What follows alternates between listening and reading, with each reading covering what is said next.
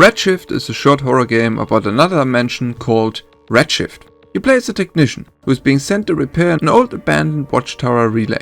The Redshift feature is the clear highlight of the game and allows you to see another dimension. You can switch between this reality and the other one with the press of a button. This feature reminded me a bit of the game The Medium, which is based on a somewhat similar idea. In the Redshift you can also see a threatening entity which is running towards you. You can only spot him in the other dimension, which makes avoiding him a lot more threatening.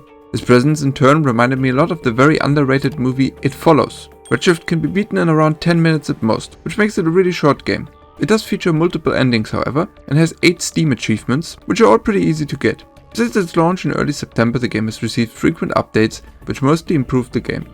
I say mostly, because some of the changes are up to interpretation. While the enemy in the game was originally a lot slower, which reminded me even more of It Follows, where the slow pace contributes to the daunting atmosphere, he's gotten a lot faster with the updates and is now actively running after the player.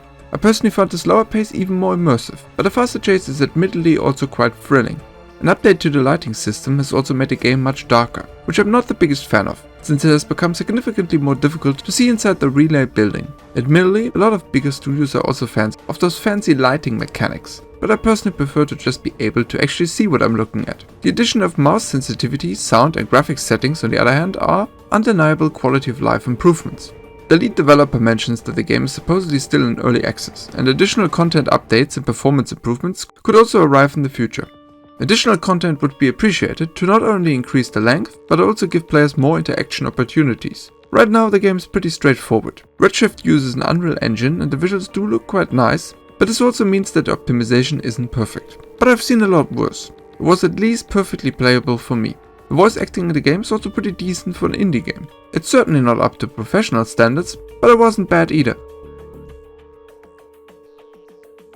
Redshift has a really interesting alternative reality feature and a fitting horror atmosphere, which makes it a good experience. The game is mostly held back by its short length. Additional content updates, like a larger relay area or an additional prequel or sequel level, could potentially improve the pace and score of the game. For fans of It Follows, the game is however certainly worth a look. Right now, Redshift gets a 6 out of 10 from me. In this sense, thanks for watching the video, and I hope to see you in the next one.